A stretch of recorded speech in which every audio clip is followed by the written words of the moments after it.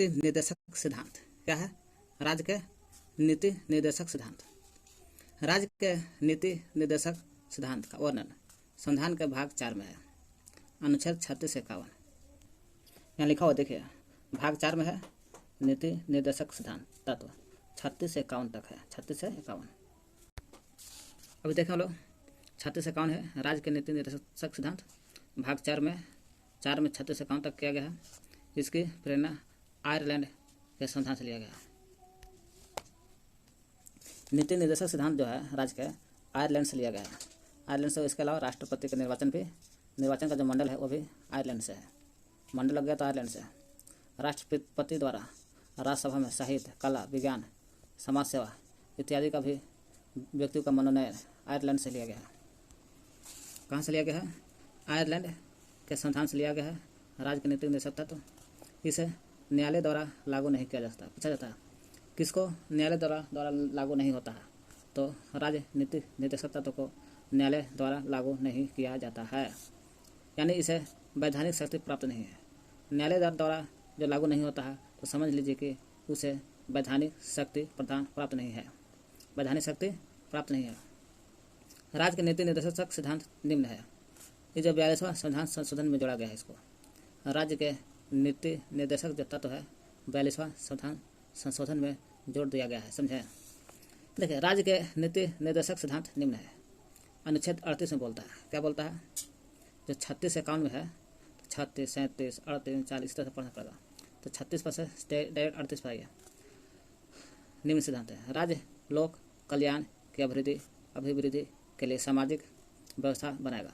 कह रहा है राज्य लोक कल्याण की अभिवृद्धि के लिए, राज्य लोक कल्याण की अभिवृद्धि के लिए सामाजिक व्यवस्था बनाएगा, जिससे नागरिक को सामाजिक, आर्थिक एवं राजनीतिक न्याय मिलेगा। अगर राज्य लोक सेवा कल्याण की अभिवृद्धि के लिए सामाजिक क्या करेगा? व्यवस्था बनाएगा। उस व्यवस्था से क्या होता है? नागरिक को सामाजिक, आर्थिक और राजनीतिक न्याय मिल सके। सामाजिक का क्रांति का दस्तावेज कहते हैं, इसको क्या बोलते हैं? 38 का सामाजिक का क्रांति दस्तावेज के नाम से जानते हैं। 39 देखते हैं, समान न्याय और निःशुल्क विधिक सहायता। समान न्याय होना चाहिए और निःशुल्क फ्री में कानून सहायता मिलना चाहिए। समान कार्य के लिए समान वेतन की व्यवस्था, समान काम करो और समान वेतन उठाओ, ऐसा 39 में बोला गया है। 39 का ख बोला है कि सार्वजनिक धन का स्वामित्व तथा नियंत्रण इस प्रकार करना ताकि सार्वजनिक हित का सर्वोत्तम साधन हो सके। 39 का ग बोलता है धन का समान करो, कोई भी धन है उसको समान वितरण करो, समान रूप से बांट दो। 40 बोलता है ग्राम पंचायतों का संगठन। पूछा जा सकता है ग्राम पंचायतों का संगठन या गांधीवादी दर्शन किसे कहते हैं? तो गांधीवादी या ग्राम पंचायत का संगठन गांधीवादी दर्शन के नाम से जानते हैं। 40 को बोलते हैं अनुच्छेद 40। 41 बोलता है कुछ दशाओं में जैसे काम, शिक्षा, लोक सहायता, पाने का अधिकार है। 41 बोलता है काम करना, शिक्षा पाना, लोक सहायता पाना, ये सब अधिकार है। 41 बोलता है। 42 बोलता है काम के न्याय संगत और मानवोचित दशाओं को तथा प्रसूति सहायता का प्रबंध। 47 बोलता है कर्मकारों के लिए निर्वाचन मजदूरी एवं कुटीर उद्योग को प्रोत्साहन करना चाहिए। कर्मकारों का मतलब कोई भी काम करने वाला है, उनका निर्वाचन मजदूरी मिलना चाहिए और साथ में कुटीर उद्योग में काम के लिए उद्योग भी मिलना चाहिए, ऐसा प्रोत्साहन होना चाहिए। 43। 44 बोलता है नागरिकों के लिए एक समान सिविल संहिता। कोई भी नागरिक है उसको एक समान होना चाहिए, एक समान सिविल संहिता होना चाहिए, ऐसा 44 बोलता है। 46 बोलता है अनुसूचित जातियाँ, अनुसूचित जाति है सभी को, और अनुसूचित जनजातियाँ, अनुसूचित जाति रहे या जनजाति रहे, और अन्य दुर्बल वर्गों को, कोई कमजोर वर्गों की शिक्षा और अर्थ संबंधित हितों की अभिवृद्धि। दुर्बल वर्गों की शिक्षा और अर्थ संबंधी हितों की अभिवृद्धि अनुच्छेद 46 में है।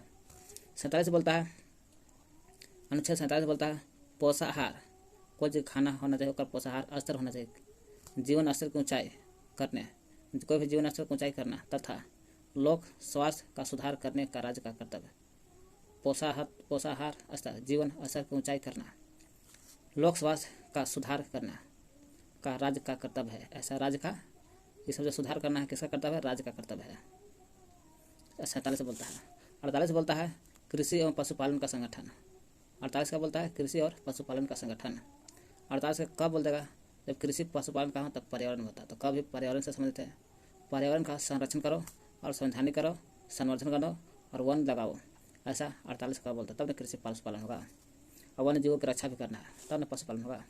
42वां संविधान संशोधन 1976 के द्वारा ये जोड़ दिया गया 48 को, है ना, कि पर्यावरण का संरक्षण करो, संवर्धन करो और वन्य जीव की रक्षा करो, जिसमें समाजवादी धर्म पे से जोड़ा गया है उसी समय।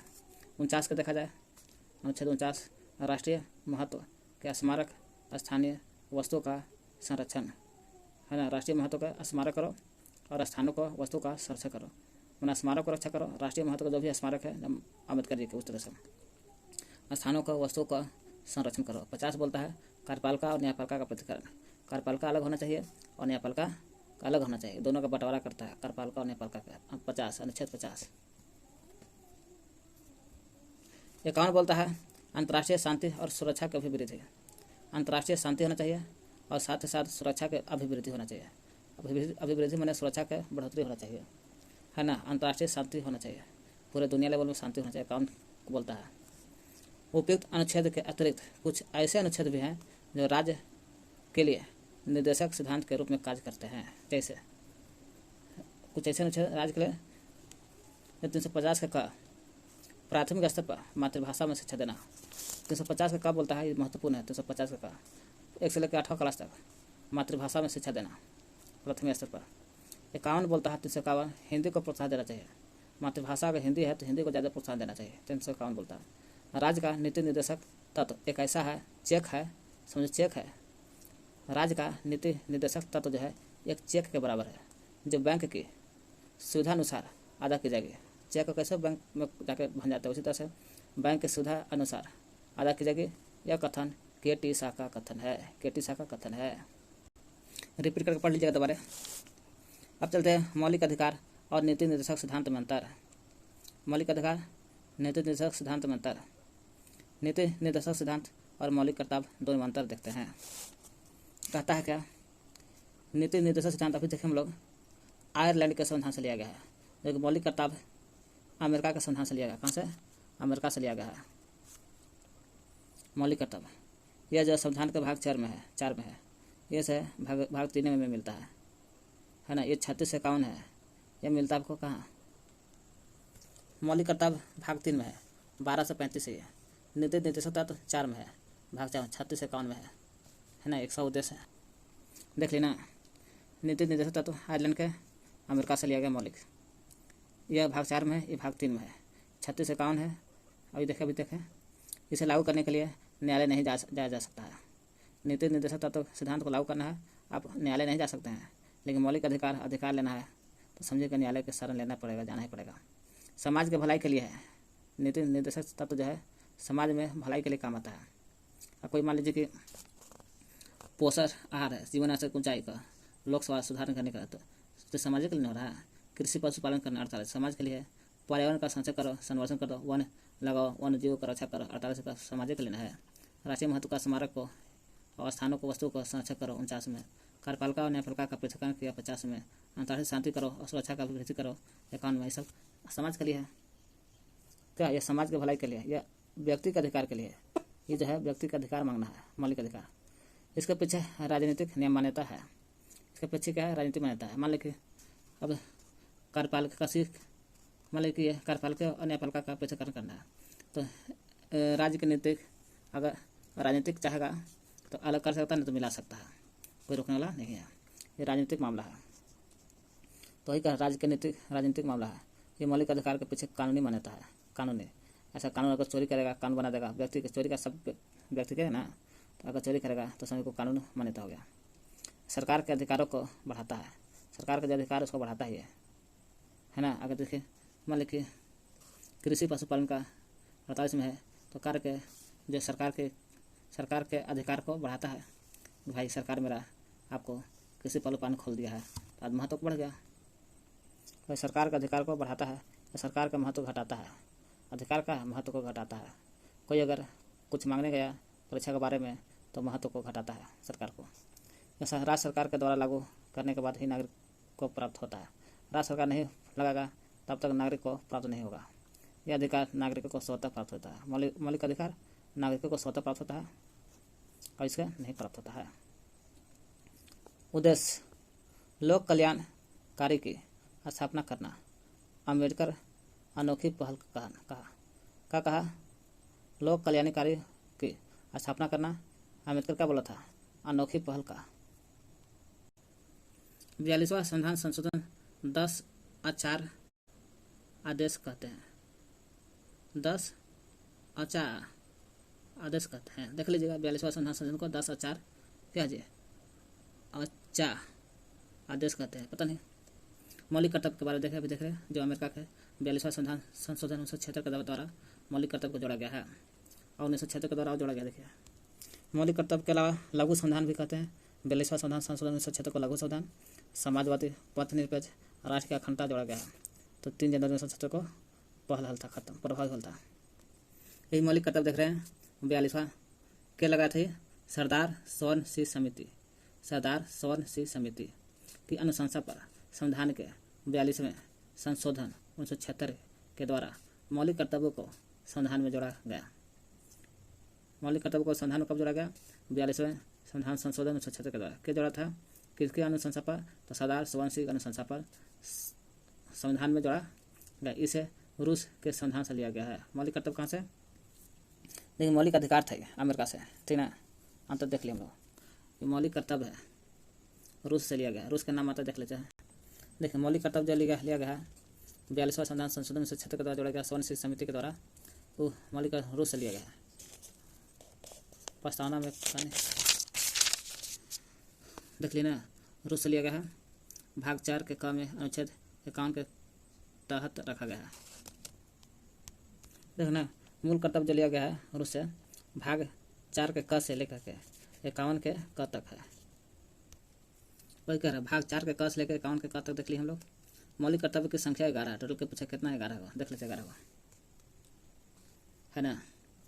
प्रत्येक नागरिक को यह कर्तव्य होगा रूस के अनुसार कि वह संविधान का पालन करना चाहिए। संविधान का पालन करो और उसके आदर्शों को, संस्थाओं को, राष्ट्रध्वज को और राष्ट्रगान का आदर भी करना है। स्वतंत्रता के लिए स्वतंत्रता के लिए हमारे राष्ट्रीय आंदोलन को प्रेरित करने वाले उच्च आदर्शों को हृदय में संजय रखें।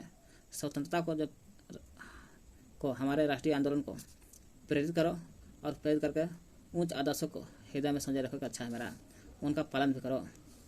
भारत का प्रभुता, एकता और अखंडता की रक्षा करो। भारत के प्रभुता को, एकता को, अखंडता को रक्षा करो और उसे अक्षुण्ण बनाए रखो।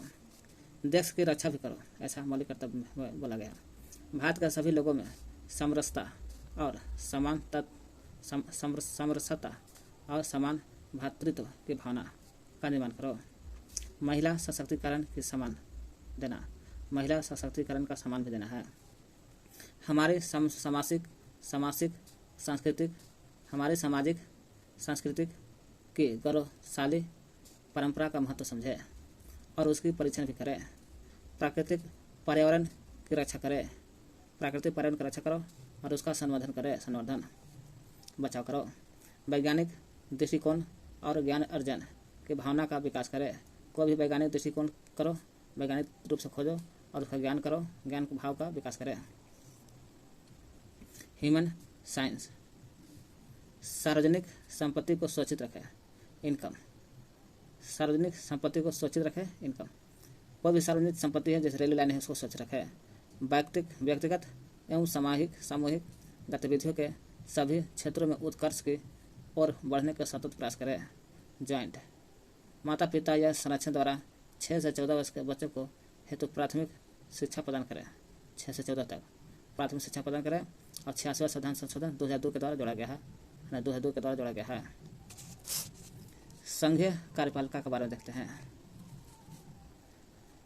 भारतीय संघ की कार्यपालिका शक्ति राष्ट्रपति में निहित है। ऐसा बोला जाता है। कोई भारत के जो संघ है उस संघ की जो कार्यपालिका शक्ति है, कार्यपालिका शक्ति कहाँ निहित है? तो राष्ट्रपति में निहित है ना। संघ की कार्यपालिका शक्ति कहाँ लगता जाता है? तो राष्ट्रपति में निहित लगता जाता है।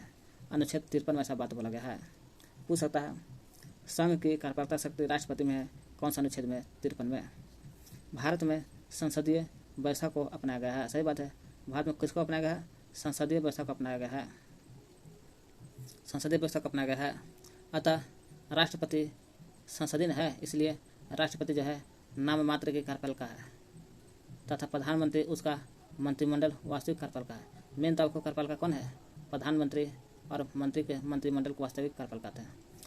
कब? जब संसदीय व्यवस्था को अपनाया तब प्रधानमंत्री और मंत्रिमंडल है। मेन यही है।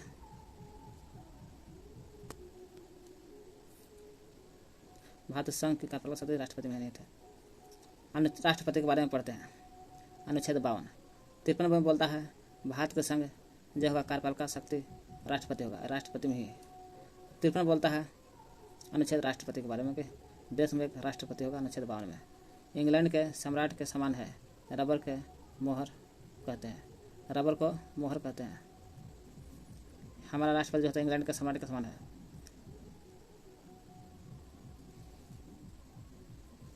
राष्ट्रपति अनुच्छेद 52 राष्ट्रपति देश का संवैधानिक प्रधान होता है। पूछा जाता देश का संवैधानिक प्रधान कौन होता है?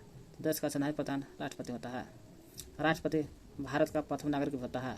वही राष्ट्रपति जो भारत के संघ की जो कार्यपालिका शक्ति कहाँ होता है? तो राष्ट्रपति में। वही भारत का प्रथम नागरिक राष्ट्रपति होता है और संवैधानिक प्रधान होता है। राष्ट्रपति पद की योग्यता देखा जाए क्या क्या है तो अनुच्छेद 58 में क्या गया? 52 में तो राष्ट्रपति के बारे में बोला गया, 58 में अनुच्छेद के बारे में बोला गया। 52, 58। अगर कोई व्यक्ति राष्ट्रपति होने योग्य है तब वह कम से कम भारत का नागरिक होना चाहिए, 35 वर्ष की पूरा होना चाहिए, 35 वर्ष याद रहना चाहिए, 35 वर्ष की उम्र होना चाहिए कम से कम राष्ट्रपति बनना होता।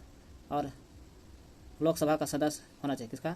लोकसभा का सदस्य निर्वाचित किए जाने योग्य हो, ताकि उसका लोकसभा का सदस्य निर्वाचन किया जा सके, तभी न होगा राष्ट्रपति। चुनाव के समय का लाभ का पद धारण नहीं रखी, चुनाव जीतते हैं तो फायदा के लिए नहीं।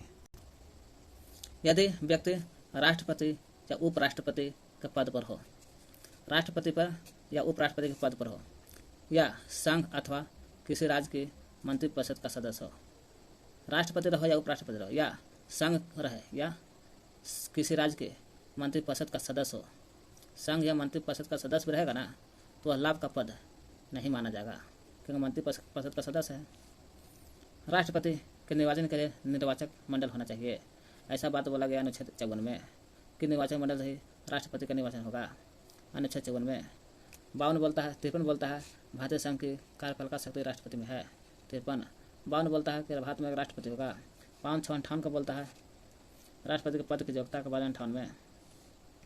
और अनुच्छेद 54 में बोलता है राष्ट्रपति के निर्वाचन होगा तो निर्वाचक मंडल का द्वारा होगा। अनुच्छेद 54 इसमें राज्यसभा, लोकसभा, राज्यसभा के विधानसभाओं के निर्वाचित सदस्य रहते हैं। कौन कौन रहते हैं? राज्यसभा भी रहता है, राज्य सरकार, लोकसभा रहता है केंद्र सरकार, और राज्यों के राज्यसभा तरफ करता है, और राज्यों के जो विधानसभा होती है उस विधानसभा में जो भी चुनाव जीत जाते हैं उसको बोलते निर्वाचित सदस्य रहते हैं। वही चुनाव जीते हुए रहते हैं विधानसभा के सदस्य। नवीनतम व्यवस्था के अनुसार पुदुचेरी विधानसभा तथा दिल्ली की विधानसभा के निर्वाचित सदस्य को भी सम्मिलित किया गया। अभी देखा जाए विधानसभा आपको राष्ट्रपति में शामिल होगा। पुदुचेरी के भी विधानसभा का सदस्य होगा, ठीक है, पुदुचेरी, और दिल्ली के भी विधानसभा आपको सदस्य बना रहता है राष्ट्रपति के चुनाव में। राष्ट्रपति पद के उम्मीदवार के लिए निर्वाचक मंडल के 50 सदस्य प्रस्तावक और 50 सदस्य अनुमोदक होते हैं। अगर राष्ट्रपति के उम्मीदवार बनना है तो उम्मीदवार के लिए राष्ट्रपति को उम्मीदवार बनना है, उसके लिए निर्वाचक मंडल, वही निर्वाचक मंडल जो राज्यसभा का भी हो सकता है, लोकसभा भी हो सकता है, राज्य के विधानसभा का भी हो सकता है ना। ये पुदुचेरी के विधानसभा भी हो सकता है, दिल्ली के विधानसभा भी निर्वाचक सदस्य हो सकता है। वही निर्वाचक मंडल के 50 सदस्य प्रस्ताव के रूप में होना चाहिए और 50 सदस्य अनुमोदक के रूप में होना चाहिए, तब जाकर राष्ट्रपति के निर्वाचन मंडल में चुनाव होगा और जीतेगा। 50 सदस्य प्रस्तावक और 50 सदस्य अनुमोदक होते हैं। एक ही व्यक्ति जितनी बार चाहे राष्ट्रपति के पद पर निर्वाचित हो सकता है। राष्ट्रपति का निर्वाचन समानुपातिक प्रतिनिधि प्रणाली, ये पूछता है क्वेश्चन, समानुपातिक प्रतिनिधि प्रणाली और एकल संक्रमणीय मत पद्धति के द्वारा होता है। इस तरह राष्ट्रपति का निर्वाचन समानुपातिक प्रतिनिधि प्रणाली और एकल संक्रमणीय मत पद्धति के द्वारा होता है। अनुच्छेद 55 में बोला गया, 55 में।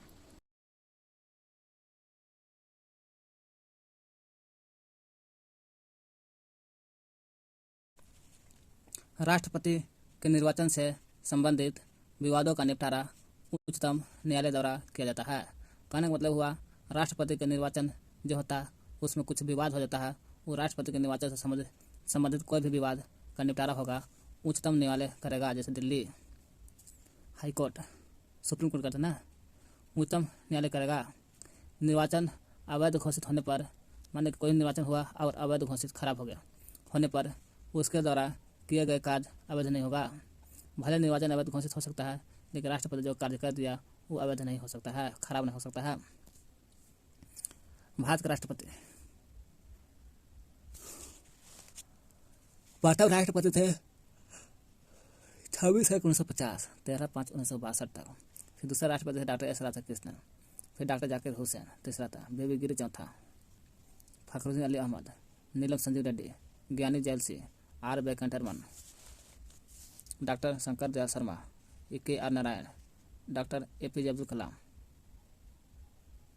प्रतिभा पाटिल, प्रणब मुखर्जी, अभी रामनाथ कोविंद बन गए थे। देखते हैं बेबी गिरी 3 मई 1969 से लेकर के 20 जुलाई 1969 तक।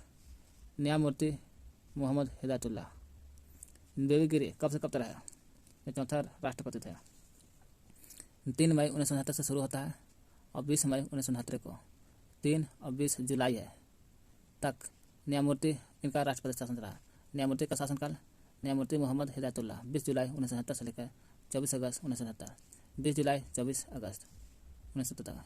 बी डी जत्ती 11 फरवरी 1977 से 25 फरवरी 1977, 11 फरवरी 25 जुलाई तक 77 ईस्वी तक कार्यवाहक राष्ट्रपति के रूप में रहे। कार्यवाहक राष्ट्रपति बेबी गिरी, न्यायमूर्ति मोहम्मद हिदायतुल्लाह, बी डी जत्ती कार्यवाहक राष्ट्रपति के पद पर हैं।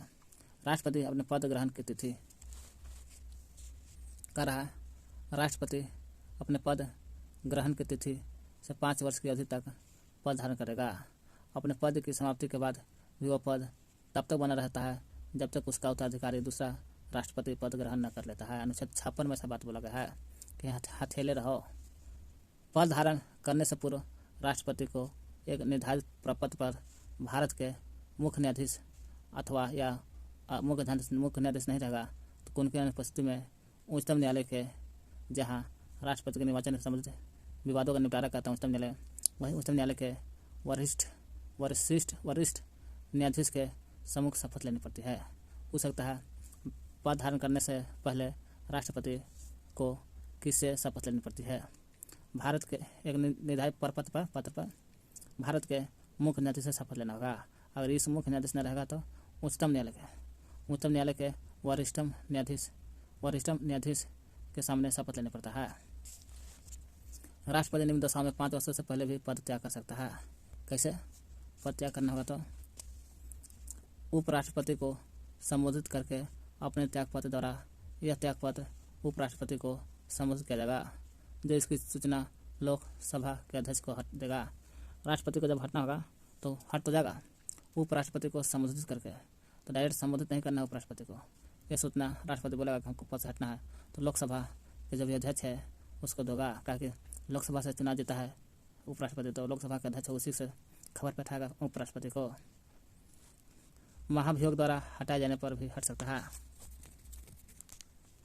महाभियोग द्वारा हट भी सकता है। अनुच्छेद 361, 62, 56 तो बोला था कि राष्ट्रपति जब तक बना रहेगा तब तक उसका उत्तराधिकारी न जाए। महाभियोग द्वारा भी हट सकता है।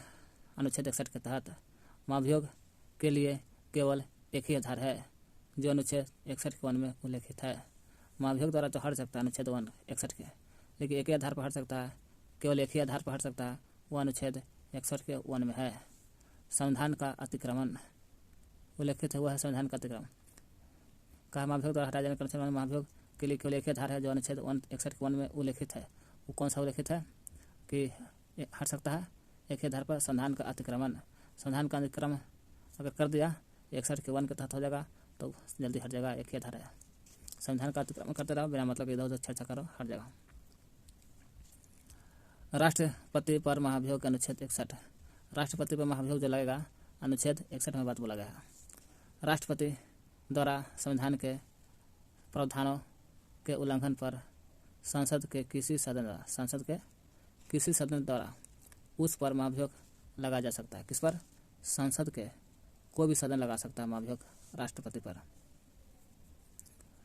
उस पर महाभियोग लगाया जा सकता है, परंतु इसके लिए आवश्यक है कुछ शर्त। राष्ट्रीय को क्या शर्त है? संसद को तो महाभियोग लगा सकता है, लेकिन शर्त है ना, राष्ट्रपति प्रावधान का उल्लंघन कर रहा है। इसका शर्त है संसद को महाभियोग लगाने से पहले चाहिए उसको कि यह आवश्यक जरूरी है कि राष्ट्रपति को 14 दिन पहले लिखित सूचना दिया जाना चाहिए कि राष्ट्रपति को पता हो जाए, अपना बोरिया विषय बांधने की तैयारी करते हैं। 14 दिन पहले सूचना देनी चाहिए, जिस पर उस सदन के 1/4 सदस्यों का हस्ताक्षर। अगर सांसद हटा रहा है तो कम से कम 14 दिन पहले उसका लिखित जवाब देना चाहिए, लिखित सूचना देनी चाहिए। और सूचना देना है तो सबसे पहले उसके सदन के, संसद का जो भी सदन है उस सदन के 1/4 हस्ताक्षर सदस्यों का हस्ताक्षर होना चाहिए। जो भी संसद के सदस्य उसका 1/4 है ना सदस्य का हस्ताक्षर होना चाहिए। संसद को उस सदन जो सदन कहते हैं जिसमें महाभियोग का प्रस्ताव पेश किया है वो 2/3 सदस्यों द्वारा पारित कर देने पर वो प्रस्ताव दूसरे दिन में जाएगा। तब दूसरा दिन राष्ट्रपति पर लगाए गए आरोप की जांच करेगा और यह कराएगी। और ऐसी जांच में राष्ट्रपति के ऊपर लगाए गए आरोपों को सिद्ध करने वाला प्रस्ताव 2/3 बहुमत से पराजित होता है। 2/3 बहुमत से पराजित होता है। तब राष्ट्रपति पर महाभियोग की प्रक्रिया पूरी समझी जाएगी और उसके जन्म तिथि से राष्ट्रपति का पद त्याग करना होगा। कह रहा महाभियोग तो 61 है। राष्ट्रपति द्वारा संविधान के अगर प्रावधान को उल्लंघन हो रहा है तो संसद चाहेगा तो किसी सदन द्वारा क्या करेगा, उस संसद चाहेगा कोई भी सदन द्वारा उस पर महाभियोग लगाया जा सकता है, परंतु इसके लिए आवश्यक है कि राष्ट्रपति को 14 दिन पहले लिखित सूचना दी जाए, जिस पर उस सदन, संसद का जो सदन है वही सदन जिसमें महाभियोग का प्रस्ताव पेश किया है, जिस सदन में महाभियोग का प्रस्ताव पेश किया है 14 दिन का लेटर लिख दिया है ना, उसके पेश किया है कि 2/3 सदस्यों द्वारा पारित कर देने पर प्रस्ताव दूसरे दिन सदन में चला जाएगा। 2/3 सदस्य अगर प्रस्ताव पारित करता है तो वो 2/3 पारित करने के बाद जो प्रस्ताव है वो दूसरे दिन में चला जाएगा, दूसरे सदन में चला जाता है। जब पहले का पास करता है तो दूसरा सदन में, तब दूसरा सदन पर राष्ट्रपति पर महाभियोग लगाए गए आरोपों को भी जांच करेगा। पहले का जांच के दूसरा जांच करेगा या कराएगा। और ऐसे जांच में राष्ट्रपति के ऊपर लगाए गए आरोपों को सिद्ध करने से प्रस्तावना करने वाला प्रस्ताव 2/3 बहुमत से आरोपित हो जाती है। 2/3 बहुमत से आरोपित हो जाती है। तब राष्ट्रपति पर महाभियोग की प्रक्रिया पूरी समझी जाएगी और उस स्थिति से राष्ट्रपति को त्याग पत्र देना होगा। राष्ट्रपति की रिक्ति को 6 महीने के अंदर भर देना चाहिए। 6 महीने के अंदर भर देनी चाहिए। जब राष्ट्रपति पद की रिक्ति अपदावधि हो 5 वर्ष के लिए, पद का खाली जगह है ना, राष्ट्रपति जब पद की रिक्ति का खाली होता है उसमें कोई एक दूसरे से पद नहीं रहता, ना मुख्यमंत्री रहता, ना राज्यपाल रहता। 5 वर्ष की समाप्ति से पहले हुई हो तो निर्वाचन पदावधि की समाप्ति के पहले ही करा लिया जाएगा। निर्वाचन सब पदावधि के पहले ही करवा लिया जाएगा। अनुच्छेद 62 बोलता है किंतु यदि उसे पूरा करने में कोई विलंबित हो जाता है तो राज्य अंतराल न हो पाए, इसलिए उपबंध है कि राष्ट्रपति अपने पद की अवधि समाप्त हो जाने पर भी तब तक पद बना रहेगा जब तक उसका उत्तराधिकारी न आ जाए। अनुच्छेद 62 में, अनुच्छेद 62 के 1 है ग में ऐसी दशा में उपराष्ट्रपति राष्ट्रपति के रूप में कार्य नहीं कर पाएगा। उपराष्ट्रपति राष्ट्रपति के रूप में काम नहीं करेगा।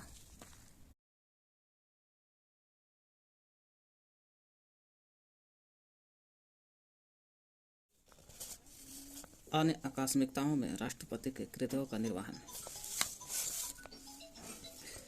अन्य आकस्मिकताओं में राष्ट्रपति के कृत्यों का निर्वहन अनुच्छेद 70 में बोलता है कि अन्य आकस्मिकताओं में राष्ट्रपति के कृत्यों का निर्वहन, जब राष्ट्रपति और उपराष्ट्रपति दोनों का पद खाली हो जाए यानी रिक्त हो जाए तो ऐसी आकस्मिकताओं में अनुच्छेद 70 के अनुसार, अनुच्छेद 70 बोलता है राष्ट्रपति के कृत्यों के निर्वहन का उपबंध करता है ना। अनुच्छेद 70 बोलता है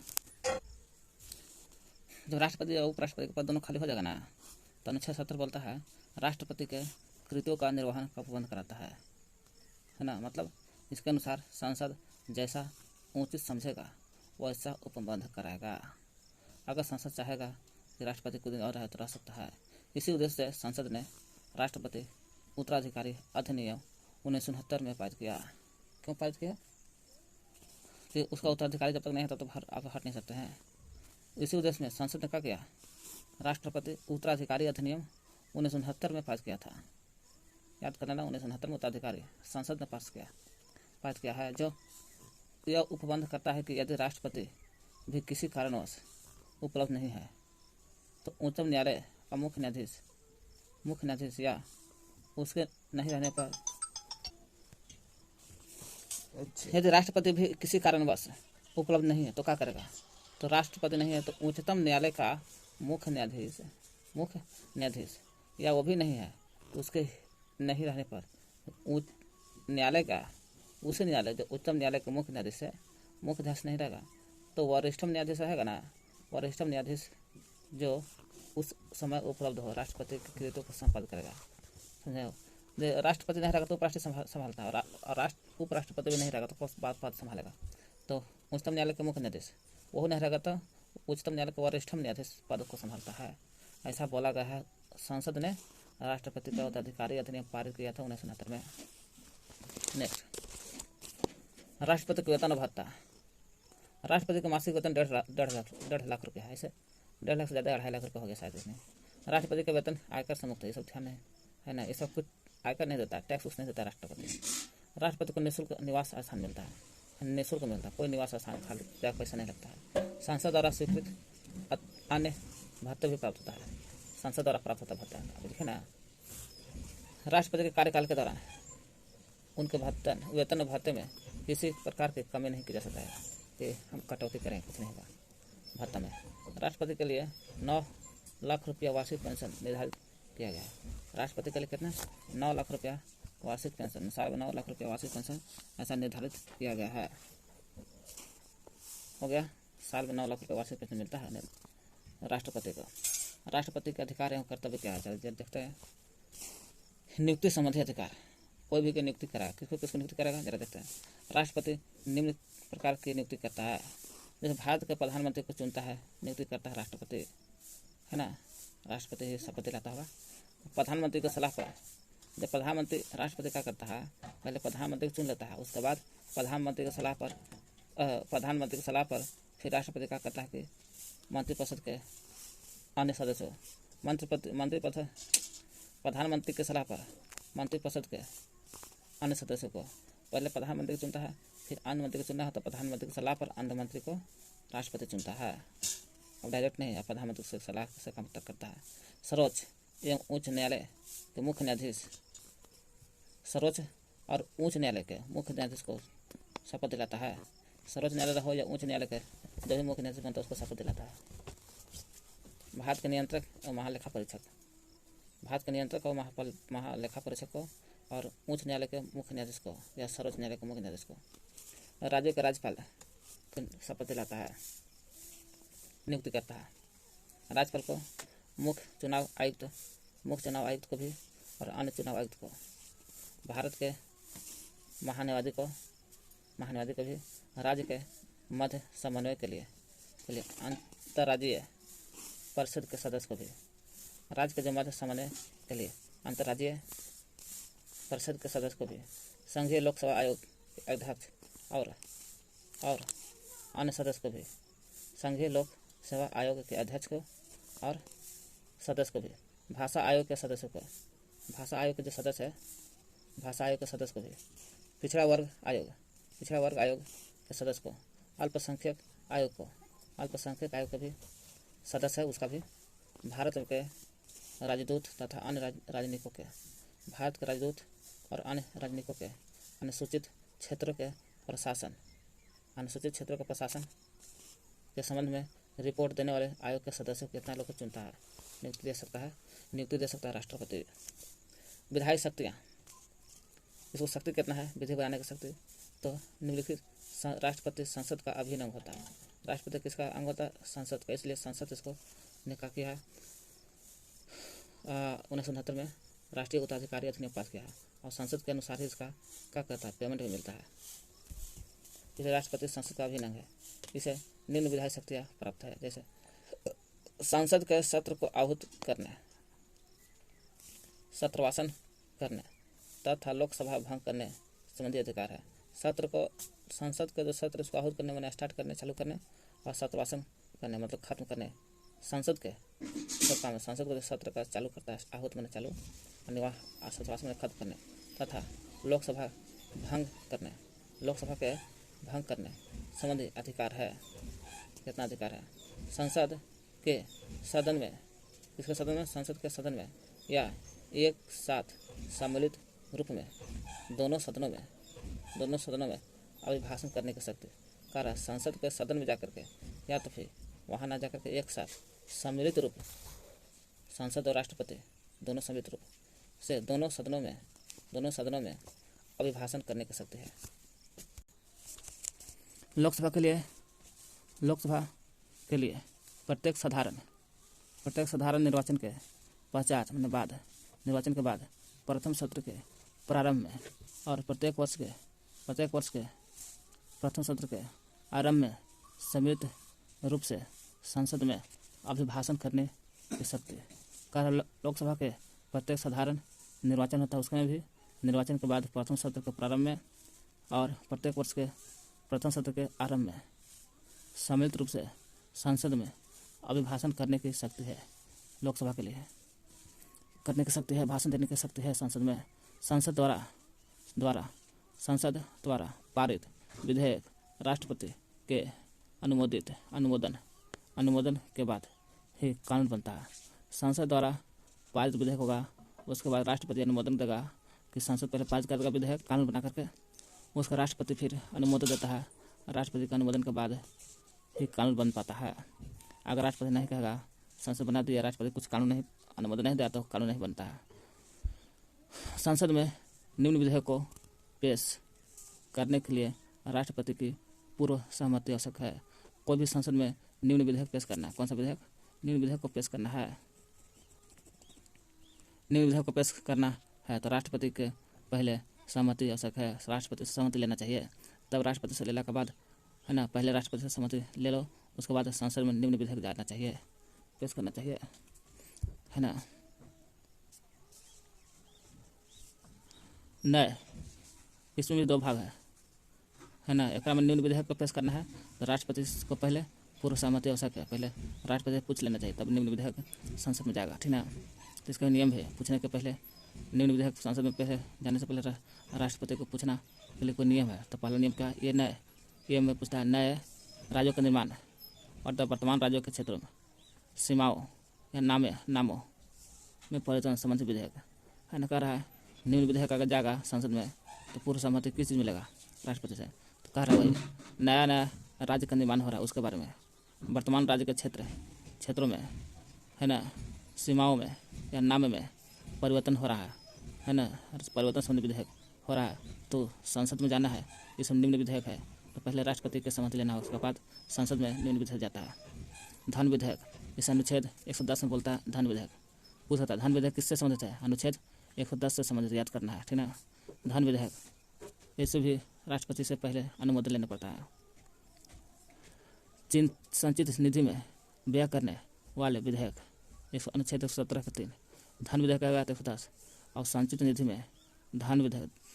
में है ना व्यय करने वाले विधेयक। कोई भी विधेयक संचित विधि से धन मिलता है, उसको व्यय करना है, वो व्यय करने वाले विधेयक होना चाहिए। अनुच्छेद 117 है, इसके बारे में भी राष्ट्रपति से पहले पूछना चाहिए। ऐसे कराधान पर जिसमें राज्य हित जुड़े हैं, प्रभाव डालने वाले विधेयक। कह रहा है कि ऐसे कराधान पर जिसमें राज्य हित से कोई चीज़ जुड़ा है, कोई भी राज्य हित से जुड़ा है, ठीक ना, राज्य से संबंधित है, उसका प्रभाव डालना वाले विधेयक हमेशा राष्ट्रपति से पहले पूछना चाहिए, तब संसद में निम्न विधेयक जाती है।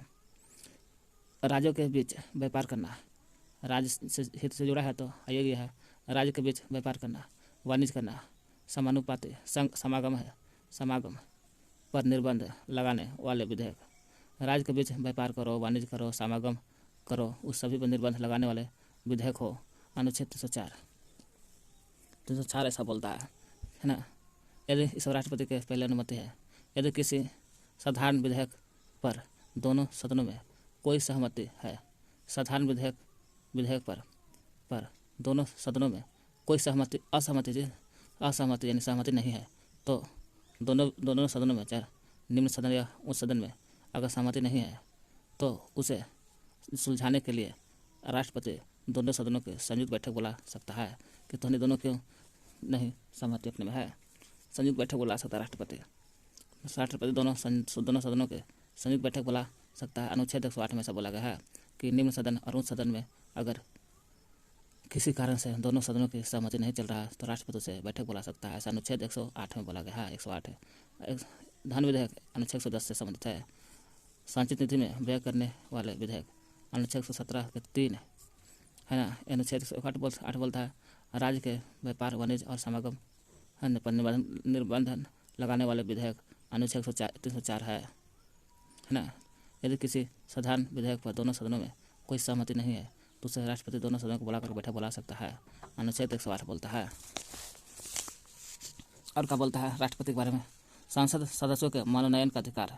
कोई भी संसद का सदस्य है उसका मनोनयन करने का अधिकार है राष्ट्रपति के पास है ना। संसद सदस्यों के मनोनयन का अधिकार है। जब राष्ट्रपति को यह लगे कि लोकसभा में आंग्ल भारतीय समुदाय के व्यक्तियों को समुचित प्रतिनिधित्व नहीं है ना, तब वह उस समुदाय के 2 व्यक्तियों को लोकसभा के सदस्यों के रूप में नामांकित कर सकता है। अनुच्छेद 331 के तहत कह रहा है जब राष्ट्रपति को यह लगने लगे नामे संसद सदस्यों को मनोनयन, राष्ट्रपति को लगे कि लोकसभा में आंग्ल भारतीय समुदाय के व्यक्ति का, लोकसभा में कह रहा है आंग्ल भारतीय समुदाय के व्यक्तियों का समुचित प्रतिनिधित्व नहीं है। लोकसभा में किसका प्रतिनिधित्व नहीं है?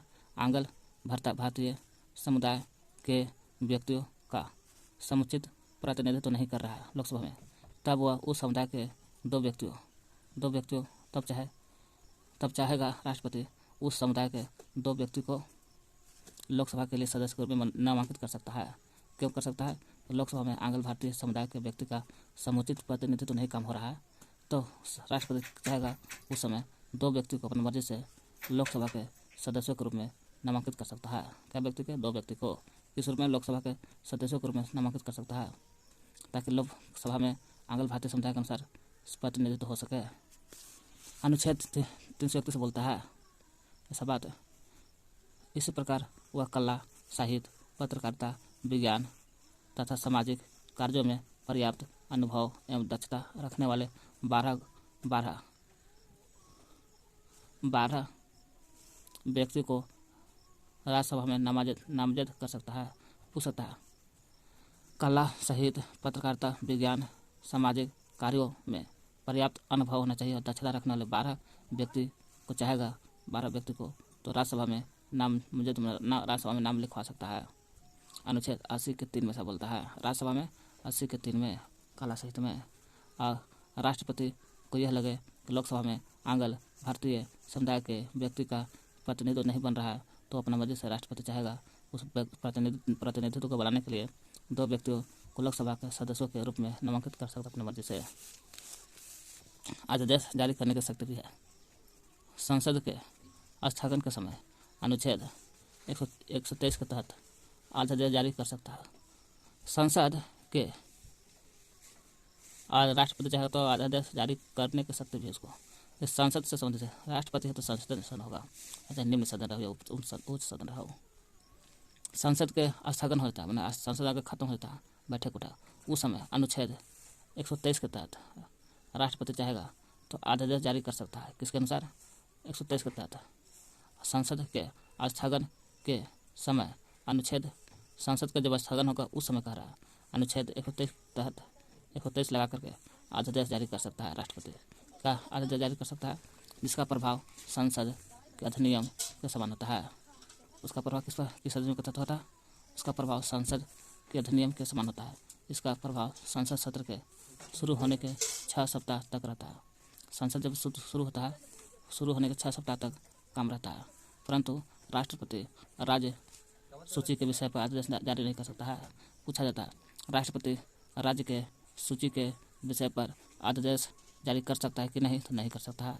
इस सूची पर राज्य सूची के विषय में अध्यादेश जारी नहीं कर सकता है। जब दोनों सदन सत्र में, निम्न सदन और उच्च सदन दोनों सदन सत्र में होते हैं, तब राष्ट्रपति को यह शक्ति नहीं है। दोनों सदन सत्र में होते हैं, दोनों का सहमति नहीं है तो बैठक बुला सकता है।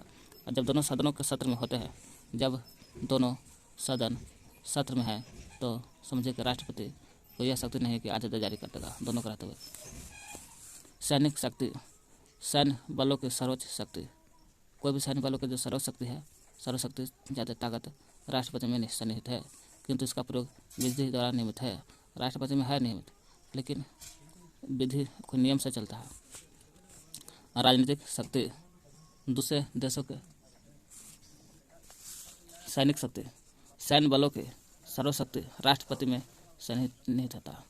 हो गया राजनीतिक शक्ति। देखते हैं राजनीतिक शक्ति, दूसरे देशों के साथ कोई भी समझौता होता है या संधि करना है तो राष्ट्रपति के नाम से ही की जाती है। राष्ट्रपति विदेशों के लिए भारतीय समुदायों की नियुक्ति करता है।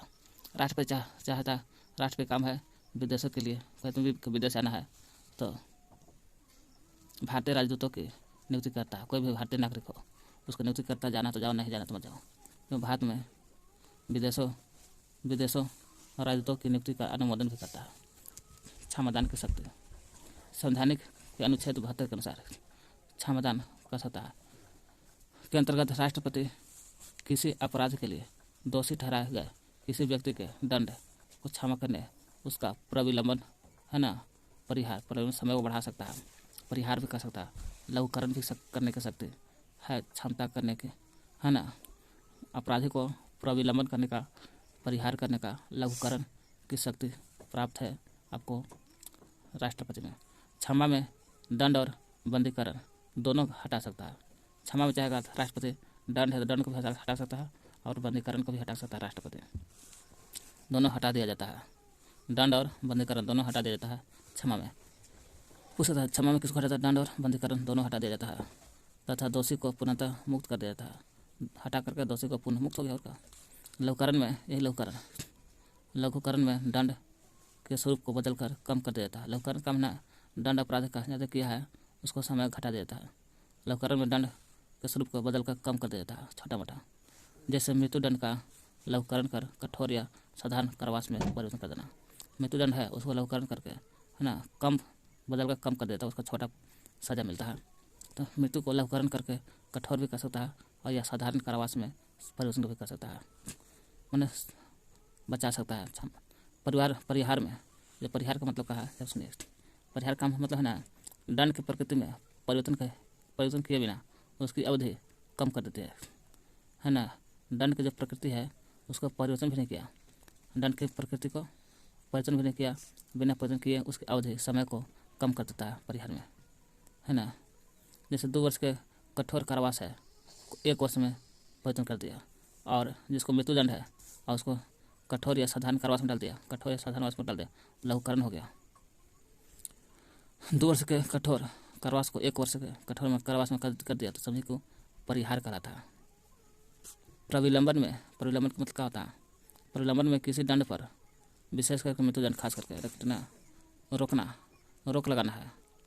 प्रविलंबन में समय विलंब हो रहा है और का तो रोक लगाना है।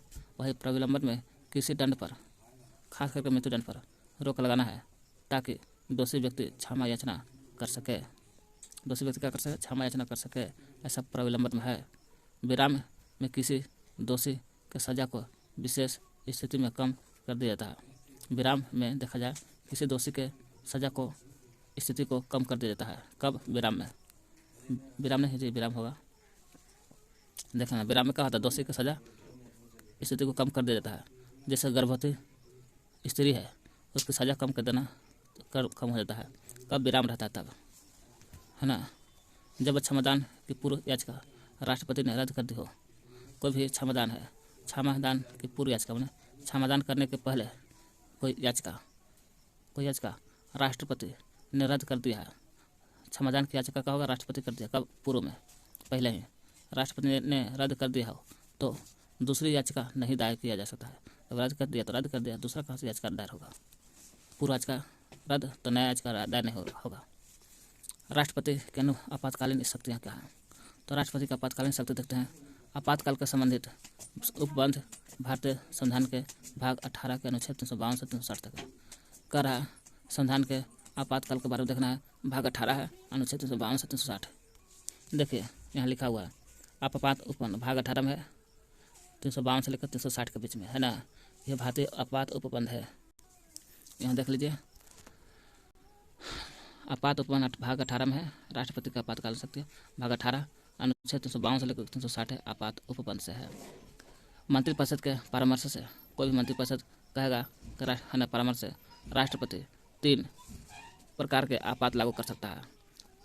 कहेगा मंत्रिपरिषद राष्ट्रपति सुनो तो का 3 प्रकार के आपात लागू तो कर सकता है। यानी कि मंत्रिपरिषद के कहने पर, जैसे युद्ध या बाह्य आक्रमण, युद्ध हो रहा है या बाह्य आक्रमण को बाहरी देश आक्रमण कर दिया, या सशस्त्र विद्रोह के कारण लगाया गया आपात, सशस्त्र विद्रोह के कारण लगाया गया आपात। अनुच्छेद 352 अनुच्छेद 352 में ऐसा बात बोला गया है कि युद्ध हो या बाह्य आक्रमण, बाहरी देश आक्रमण कर दिया, या सशस्त्र विद्रोह हो गया है ना, सशस्त्र विद्रोह हो गया, इस सब पर आपको जो लगाया जाता है आपात अनुच्छेद 352 में राष्ट्रपति ही लगाता है।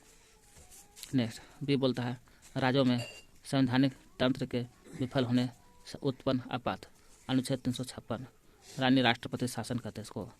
राज्यों में संवैधानिक तंत्र विफल हो गया, नहीं चल पा रहा है बढ़िया से राज्य का संविधान, तो विफल हो गया, तो उसमें आपात लगता है 356, जो कहते हैं राष्ट्रपति शासन।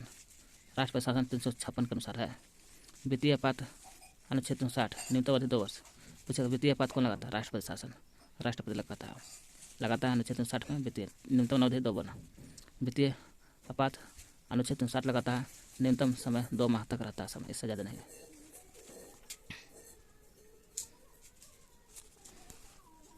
क्या देखें युद्ध या बाह्य आक्रमण राज्यों सशस्त्र विद्रोह के कारण लगाया गया आपात अनुच्छेद 352 हो गया। और भी बोलते राज्यों में संवैधानिक तंत्र के विफल हो गया तो उत्पन्न आपात अनुच्छेद 356 हो गया।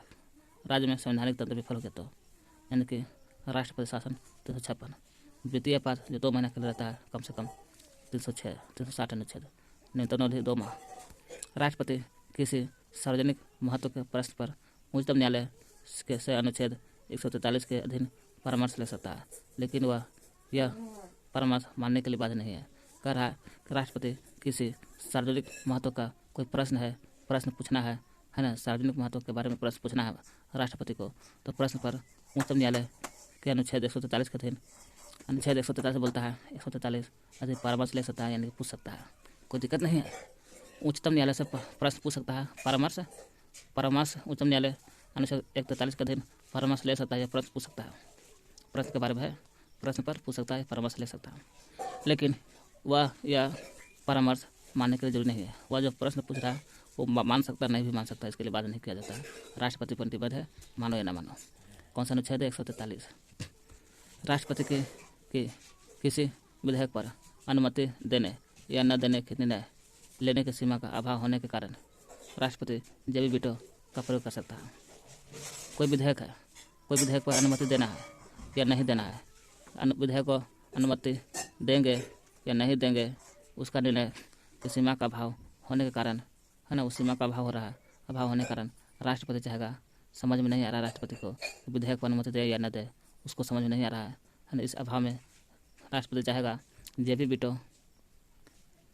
वीटो का प्रयोग कर सकता है, क्योंकि समझ में नहीं आ रहा। तो क्योंकि अनुच्छेद 111 केवल यह कहता है कि यदि राष्ट्रपति विधेयक लौटाना चाहता है, राष्ट्रपति अगर विधेयक लौटाना चाहता है, अनुच्छेद 11 बोलता है कि अगर राष्ट्रपति विधेयक लौटाना चाहता है तो विधेयक को उसे प्रस्तुत किए जाने के बाद, विधेयक को लौटा रहा है राष्ट्रपति, तो विधेयक को प्रस्तुत किए जाने के बाद, प्रस्तुत हो गया और बाद यथाशीघ्र लौटा देगा।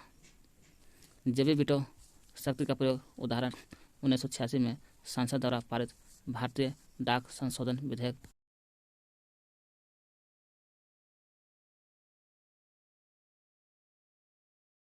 राष्ट्रपति किसी विधेयक पर अनुमति देने या न देने के निर्णय लेने की सीमा का अभाव होने के कारण राष्ट्रपति चाहे तो जेबी वीटो का प्रयोग कर सकता है, क्योंकि अनुच्छेद 111 केवल यह कहता है, अनुच्छेद 11 कि यदि राष्ट्रपति विधेयक लौटाना चाहता है तो विधेयक को उसे प्रस्तुत किए जाने के बाद यथाशीघ्र से लौटा देना चाहिए, लौटा देगा। जेबी वीटो शक्ति का प्रयोग का उदाहरण देखा जाए 1986 में संसद द्वारा पारित भारतीय डाक संशोधन विधेयक, जिस पर तत्कालीन राष्ट्रपति ज्ञानी जेल सिंह थे। कोई निर्णय नहीं लिया था ज्ञानी जेल सिंह ने।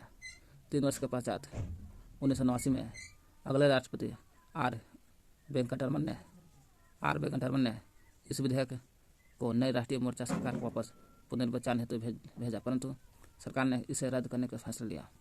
कहा जेबी वीटो पहला तो लगा था। कब? जेबी वीटो शक्ति का प्रयोग पहला तो 1986 में लगा था।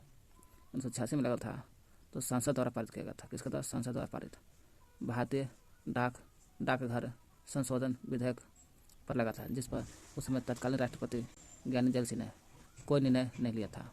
यही ज्ञानी जेल सिंह ने सबसे पहले तो जेबी वीटो का प्रयोग किया था। ज्ञानी जेल सिंह 3 वर्ष के बाद 86 और 3 89 3 वर्ष बाद अगले राष्ट्रपति आर वेंकटरमन, ज्ञानी जेल सिंह के बाद अगला राष्ट्रपति बनते आर के वेंकटरमन। इस विधेयक को नई राष्ट्रीय मोर्चा सरकार के पास पुनर्विचार दोबारा विचार करने के लिए भेजा, परंतु सरकार ने इसे रद्द करने का फैसला कर दिया था। दोबारा के भेजा।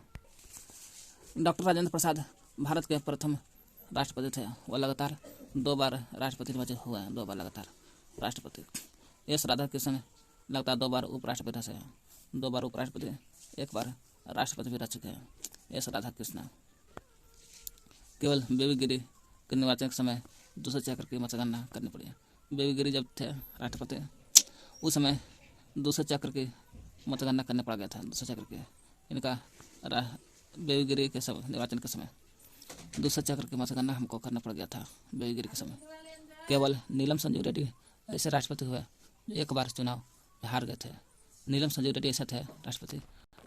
नीलम संजीव रेड्डी ऐसे राष्ट्रपति हुए जो 1 बार चुनाव में हार गए थे, है ना। 1 बार चुनाव में हार गए थे नीलम संजीव रेड्डी। फिर बाद में निर्विरोध राष्ट्रपति निर्वाचित हुए। बाद में कहा निर्विरोध राष्ट्रपति पूछा जाता है। निर्विरोध राष्ट्रपति कौन थे?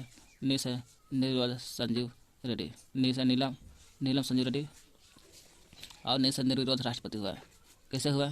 क्योंकि नीलम संजीव रेड्डी राष्ट्रपति के चुनाव में हार गए थे, जो दोबारा फिर बाद में निर्विरोध राष्ट्रपति निर्वाचित हुआ था। हारला के बाद भी ये निर्विरोध राष्ट्रपति बने गए।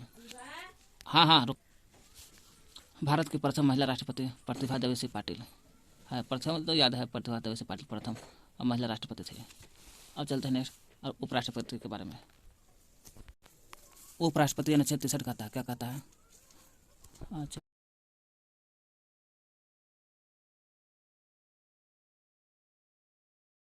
उपराष्ट्रपति के अनुच्छेद 63 में बात बोला गया है। संविधान में उपराष्ट्रपति से संबंधित प्रावधान अमेरिका के संविधान से लिया गया। कहाँ से?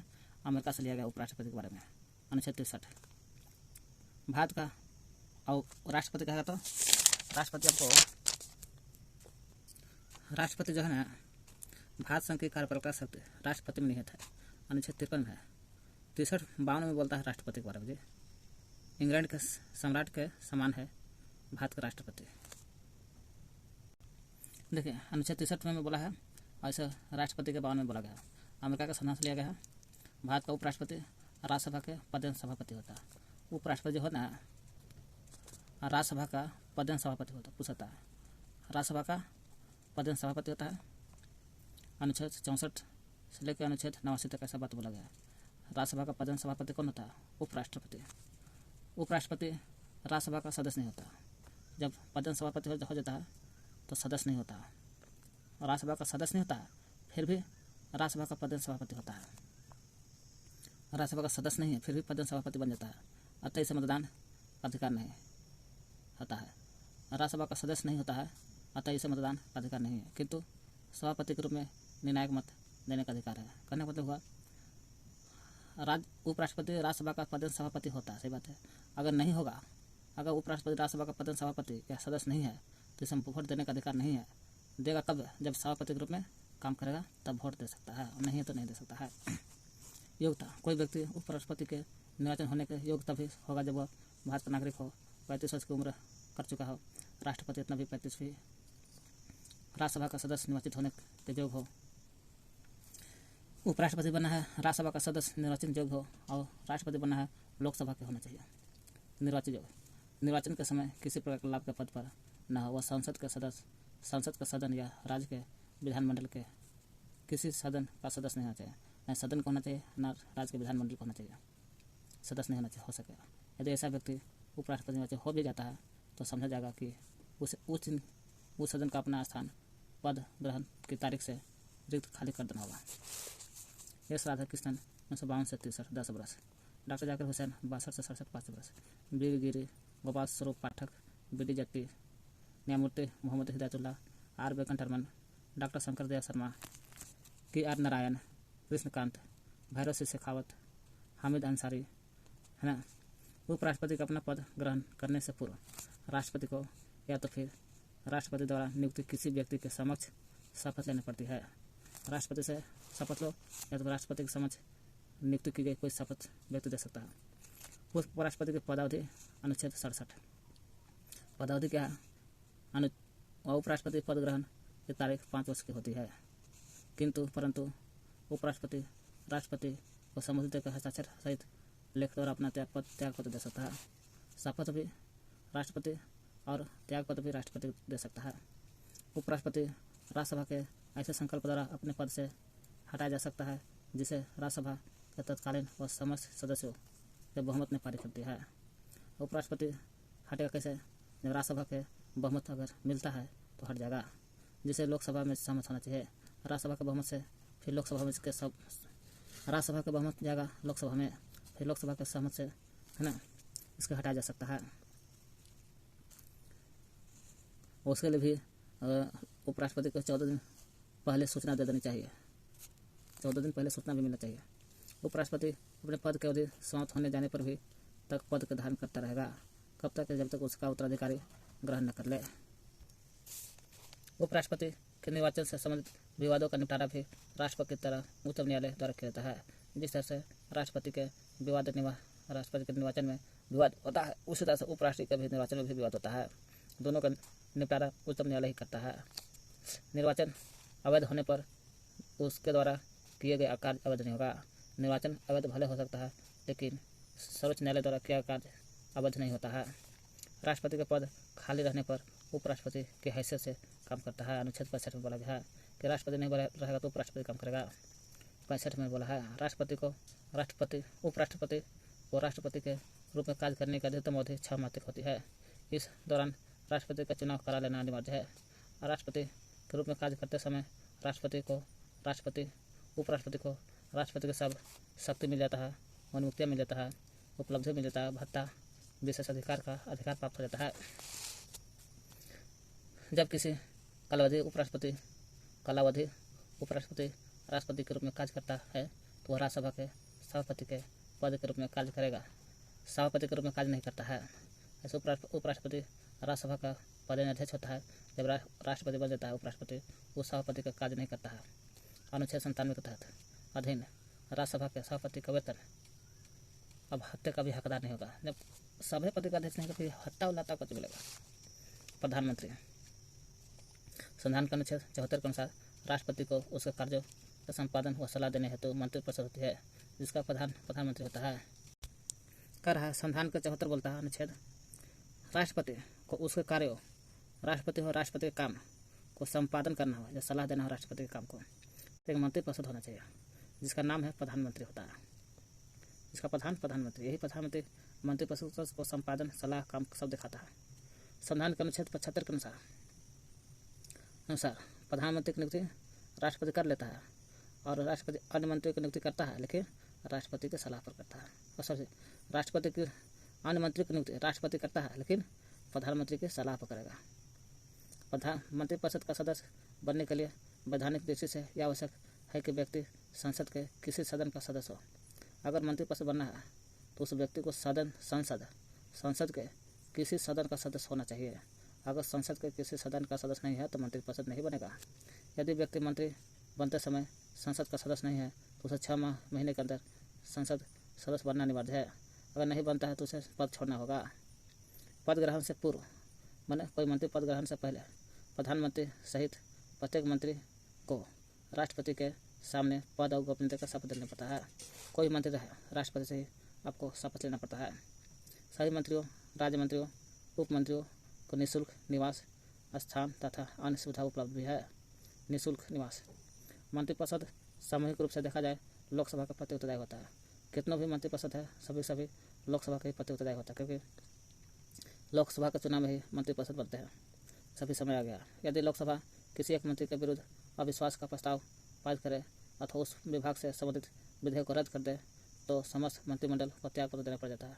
लोकसभा का प्रति सामूहिक होता है, इसलिए अगर लोकसभा चाहेगा किसी एक मंत्री के विरुद्ध अविश्वास प्रस्ताव पारित कर दे या तो फिर उस विभाग में संबंधित विधेयक को रद्द कर दे लोकसभा, तो पूरे मंत्रिमंडल को त्यागपत्र देना पड़ जाएगा। लाल बहादुर शास्त्री 15/1947 से 64 तक। लाल बहादुर शास्त्री जवाहरलाल 64 से 66। दूसरा पंडित जवाहरलाल नेहरू 47 से 64 वर्ष। इंदिरा गांधी चौथा मोरारजी देसाई। पहला जवाहरलाल नेहरू, दूसरा लाल बहादुर शास्त्री, तीसरा इंदिरा गांधी, चौथा मोरारजी देसाई, पांचवा चौधरी चरण Singh, Indira Gandhi, Rajiv Gandhi, Vishwanath Pratap, Chandrashekhar, PV. Narasimha Rao, Atal Bihari Vajpayee, HD. Deve Gowda, I.K. Gujral, Atal Bihari Vajpayee 2 तिरी बने ना, 10 में 11 में बना, 96 से 96 सबसे कम सबसे छोटा कार्यकाल रहा। फिर अटल बिहारी वाजपेयी, फिर मनमोहन सिंह, नरेंद्र मोदी, 3 प्रधानमंत्रियों, नरेंद्र मोदी 17वां है। 3 प्रधानमंत्रियों जवाहरलाल नेहरू, लाल बहादुर शास्त्री, श्रीमती इंदिरा गांधी की मृत्यु उनकी पदावधि मैंने कार्य के दौरान ही हो गई है। 3 प्रधानमंत्री, जब पंडित जवाहरलाल नेहरू प्रथम प्रधानमंत्री, लाल बहादुर शास्त्री जब दूसरे प्रधानमंत्री थे, श्रीमती इंदिरा गांधी तीसरे प्रधानमंत्री थे। पहला, दूसरा, तीसरा तीनों की मृत्यु उनके कार्य के समय ही मर के हो गया। बस इतना सोच लीजिए। लाल बहादुर शास्त्री की मृत्यु जो दूसरे प्रधानमंत्री थे कार्य के समय ही हो गए हैं। 1 जनवरी 1966 को भारत के बाहर ताशकंद में हो गया। भारत के बाहर ताशकंद में हो गया 1966 में। मोरारजी देसाई सबसे अधिक उम्र में और राजीव गांधी सबसे कम उम्र के प्रधानमंत्री बने। सबसे अधिक उम्र के प्रधानमंत्री मोरारजी देसाई जो चौथा प्रधानमंत्री थे, और सबसे कम उम्र के प्रधानमंत्री राजीव गांधी सबसे कम उम्र के प्रधानमंत्री थे जबकि बने थे 7वां प्रधानमंत्री। गुलजारीलाल नंदा 27 मई 1964 से 9 मई 1964, 27 मई 9 मई 27, 30, 9, 3, 12 दिन तक एवं 11 जनवरी 1966 से लेकर 24 जनवरी 1966 ईस्वी तक कार्यवाहक प्रधानमंत्री रहे। कार्यवाहक प्रधानमंत्री कौन बने? 24 से 11 जनवरी 24 बने 13 दिन। कार्यवाहक प्रधानमंत्री गुलजारीलाल नंदा थे। भारत के प्रथम उप प्रधानमंत्री सरदार वल्लभ भाई पटेल थे। सबसे लंबा कार्यकाल 16 वर्ष 286 दिन प्रधानमंत्री काम आपको पंडित जवाहरलाल नेहरू थे। 16 वर्ष 286 दिन। नरेंद्र मोदी तो हो ही निकले हो 15 वर्ष। प्रथम गैर कांग्रेसी प्रधानमंत्री एवं प्रधानमंत्री पद से त्याग पत्र देने वाला प्रथम प्रधानमंत्री कौन? मोरारजी देसाई आपको सबसे अधिक उम्र में भी थे, है ना, और प्रथम गैर कांग्रेसी प्रधानमंत्री भी थे और सबसे अधिक उम्र के भी थे। प्रथम गैर कांग्रेसी प्रधानमंत्री माना जाता है, कांग्रेस के प्रधानमंत्री नहीं, गैर कांग्रेसी। मोरारजी देसाई जो सबसे अधिक उम्र में थे और प्रधानमंत्री पद से त्याग पत्र भी दिए थे और प्रथम प्रधानमंत्री माना जाता है इनको त्याग पत्र में। फिर आता है लोकसभा का सामना न करने वाला प्रधानमंत्री। लोकसभा का सामना भी नहीं किया और डायरेक्ट प्रधानमंत्री भी बन गया। कौन है भाई? चौधरी चरण सिंह। वही चौधरी चरण सिंह है ना, लोकसभा का सामना भी नहीं किया, प्रधानमंत्री बन गए। आगे है अविश्वास प्रस्ताव के द्वारा हटाए जाने वाले प्रधानमंत्री। अविश्वास प्रस्ताव के द्वारा हटाए जाने वाले प्रथम प्रधानमंत्री कौन थे? तो अविश्वास प्रस्ताव से विश्वास है तो विश्वनाथ है, विश्वनाथ प्रताप सिंह। फिर है आपको पद ग्रहण के समय किसी भी सदन का सदस्य नहीं था। ये बोलता है लोकसभा का सामना नहीं करने वाला प्रधानमंत्री थे आपको चौधरी चरण सिंह, जो सबसे कम चौधरी चरण सिंह हो गया। ये कह रहा अविश्वास पैदा हो गया विश्वनाथ प्रताप सिंह। पद ग्रहण करने के समय किसी भी सदन का सदस्य नहीं थे, तो ये हो गया आपको पी.वी. नरसिम्हा राव। जब पद ग्रहण कर रहे थे तो किसी भी सदन का सदस्य नहीं रहते नरसिम्हा राव। फिर आता इधर सबसे छोटा कार्यकाल 13 दिन का काम है ना, मात्र इधर 13 दिन काम देखा जाए अटल बिहारी वाजपेयी के मात्र 13 दिन का काम रहे। और कार्यवाहक प्रधानमंत्री रहेगा, देखिए पद ग्रहण करते समय विधानसभा का सदस्य थे। प्रधानमंत्री हैं लेकिन पद ग्रहण कर रहे थे विधानसभा का सदस्य थे। कौन? एच.डी. देवगौड़ा हो गया है ना, विधानसभा का सदस्य थे। कार्यवाहक प्रधानमंत्री कहेगा तो गुलजारी लाल नंदा कौन है? गुलजारी लाल नंदा ये कार्यवाहक प्रधानमंत्री थे। कार्यवाहक प्रधानमंत्री रह चुके हैं गुलजारी लाल नंदा। मंत्री 3 प्रकार के होते हैं, कैबिनेट मंत्री और राज्य मंत्री और उप मंत्री होता है।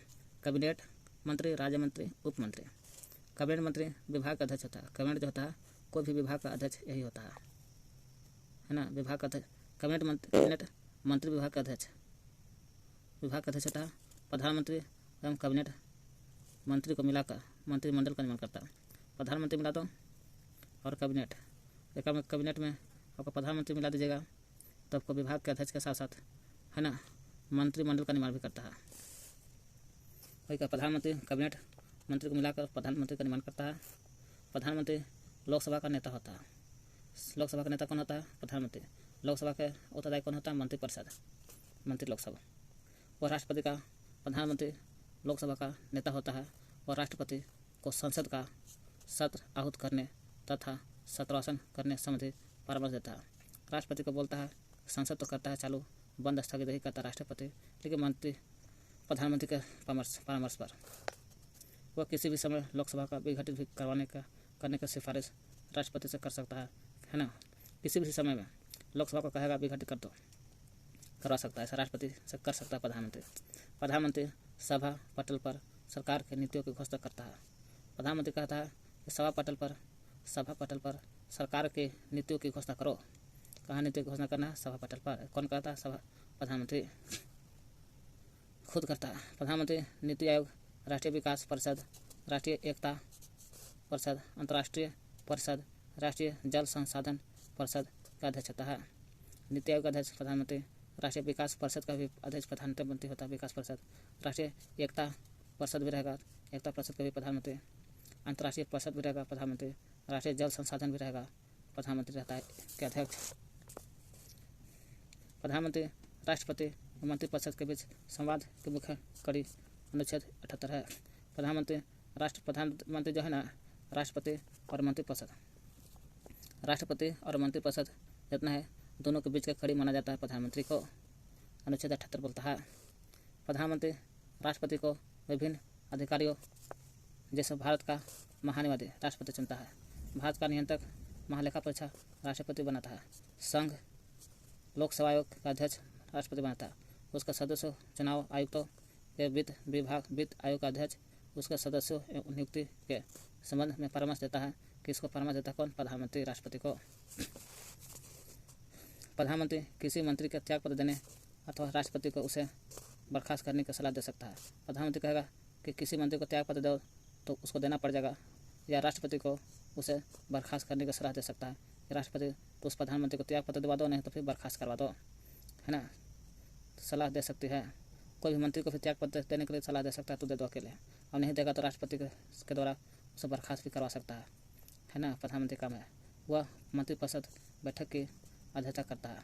कोई भी मंत्रिपरिषद बैठक करता है, मंत्रिपरिषद में बैठक की अध्यक्षता करता है प्रधानमंत्री, तथा अपने पद से त्याग पत्र देकर मंत्रिमंडल को बर्खास्त कर सकता है। अब चाहे तो मंत्रिपरिषद की बैठक हो रहा है, अध्यक्षता कर रहा है, नहीं मानेगा तो अपने पद से त्याग पत्र दे देगा, तो पूरे मंत्रिमंडल को बर्खास्त कर सकता है, त्याग पत्र दिवा सकता है पद से हटा करके, अपने पद से हट करके। प्रधानमंत्री मंत्रिपरिषद के प्रमुख नहीं होता है। कोई भी प्रधानमंत्री जो है ना मंत्रिपरिषद का प्रमुख होता है। क्यों? क्योंकि मंत्रिपरिषद की बैठक की अध्यक्षता करता है कौन? प्रधानमंत्री करता है। चाहेगा तो अपने पद से त्याग पत्र दे देगा प्रधानमंत्री, तो पूरे मंत्रिमंडल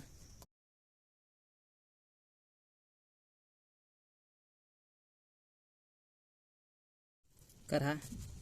मंत्रिपरिषद बैठक की अध्यक्षता करता है प्रधानमंत्री, और चाहे तो प्रधानमंत्री अपने पद से त्याग पत्र दे करके पूरे मंत्रिमंडल का समझना, मंत्रिमंडल में कहता है प्रधानमंत्री और कैबिनेट मंत्री को बर्खास्त कर सकता है ना। था मंत्रिमंडल कौन होता है?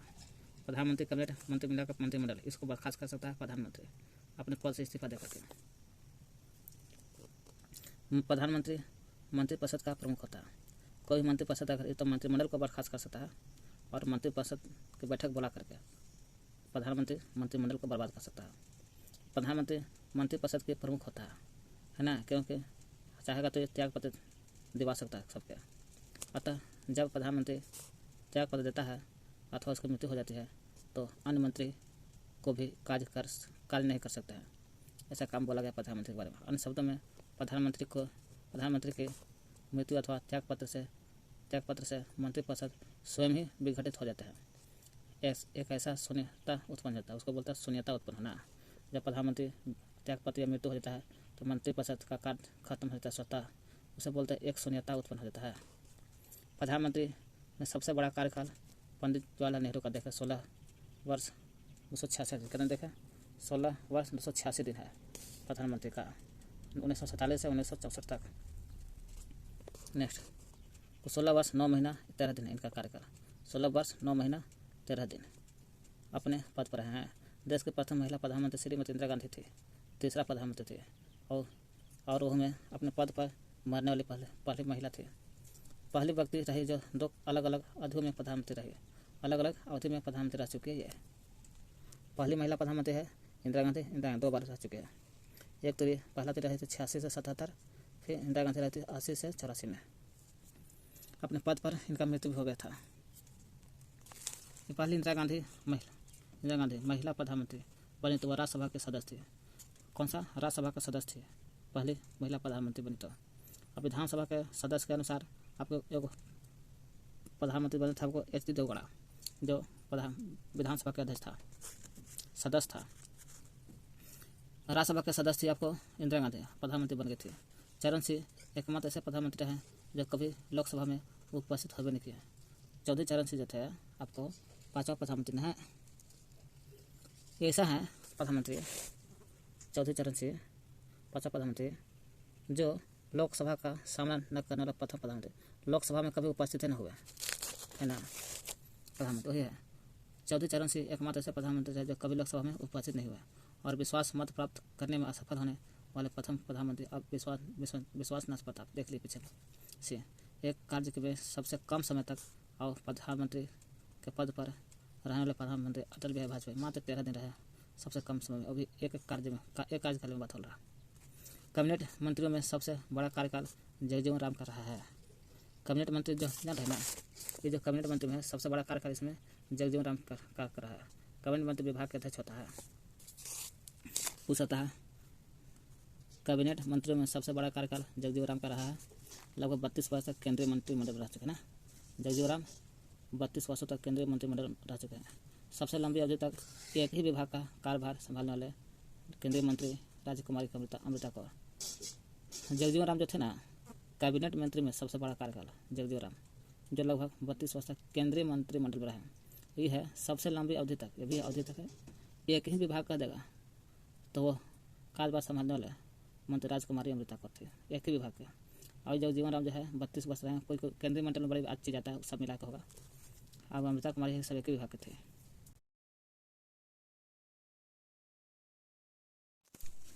अब चलते